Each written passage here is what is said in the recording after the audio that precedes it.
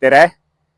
Mina olen Erki Maakivist OÜ restaureerimistööde projektijuht ja täna oleme tulnud siis Karksi ordulinnusesse, et üle anda selle aasta esimene linnuse töö Mulgi vallavalitsusele.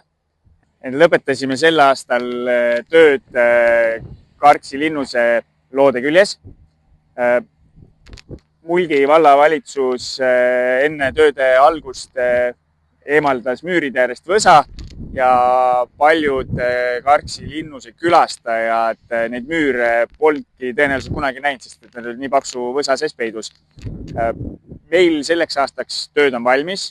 Töid teostasime 190 ruutmeetril müüridel. Müürid on konserveeritud ja loodetavasti siis järgmisel aastal saame minna järgnevate töödega edasi.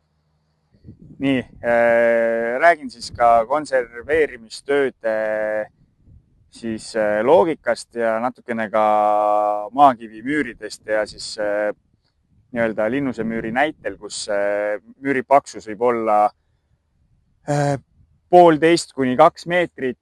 Siin sellel juhul on tegemist linnuse siis välismüüridega, kaitsemüüridega, mille paksus on 2 meetrit ja siin suuremate kivide näol on tegemist siis müüri sisemise voodriga ja siis need väiksemad kivid siin sees, see on siis nii-öelda müüri sisu ehk siis puttmüüritis. Ehk siis müür laoti voodrid paika ja siis müürid täideti seest väiksemate kividega ja siis nii-öelda ehitus jääkivi prahiga, kus me võime näha, näiteks siin on katkiseid telliseid, mõne koha peal on ka katusekivide tükke, et kõik selline nii-öelda ehitusrämps kivimaterjalina kasutati müüride sees ära.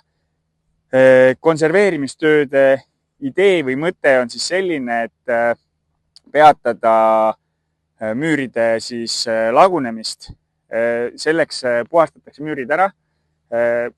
Kõik tühjaks jäänud vuugid täidetakse lubimördiga.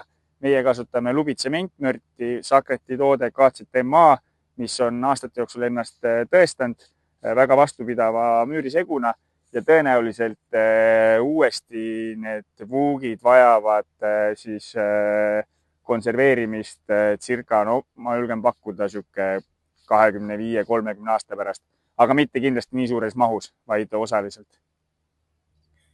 Ja selleks nädalavahetuseks ilmateade vähemalt lubab väga ilusat ilma, et kellelgi vähegi aega on aiatööde kõrvalt, siis tulge vaatama Karksi linnust ja ka kindlasti Karksi kirikut, et Mulgi vallas on neid mälestisi, mida käia ja külastada.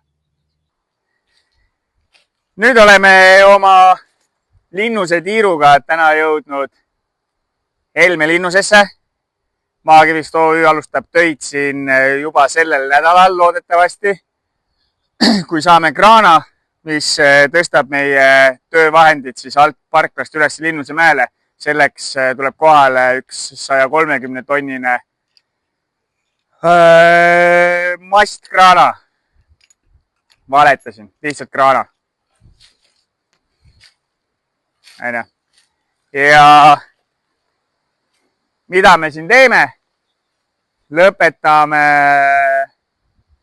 idamüüri viimase etapi ehk siis tegelikult idamüür linnuse hoovi poolt on kõik konserveeritud. Nüüd on jäänud kindluse müüri välimine fassaad ja siis ka idatorni konserveerimine, mis saab olema üks huvitav töö.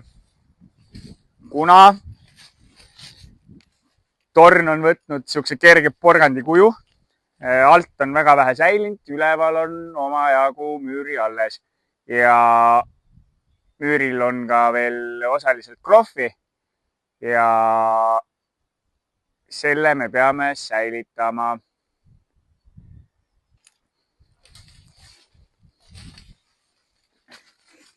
See auk siin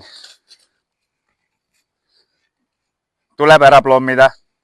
Ehk siis tegelikult voodrikivid on meil siin olemas, joondus on olemas ja selleks, et ülemine müüriosa enam murduda ei saaks, siis siit me laome selle müüri augu täis. Näe, neiu kaameraga. Näed, siin on olnud kunagi ava, mis on kinni laotud. Siin on ava külg ehk ava pale ja siis seal üleval on näha 1, 2, 3, 4, 5 kaarsilluse kivi on alles. Et miskipärast on see kunagi Linnuse elanike poolt kinni laotud. Oma tiiruga oleme jõudnud täna siis Hallistesse, kus algavad Halliste Püha Anna kiriku torni restaureerimise teine etapp. Et täna paigaldatakse tellinguid ja suure tõenäosusega Maakivist OÜ meeskond koos pleki värkstoaga saavad hakata siis plekke lahti võtma ja ära siis hindama olukordi, mis pleki all on ja siis restaureerimistöödega alustama. Et kõik see lõpptulemus peaks augusti alguses kiriku külastajatele näha olema.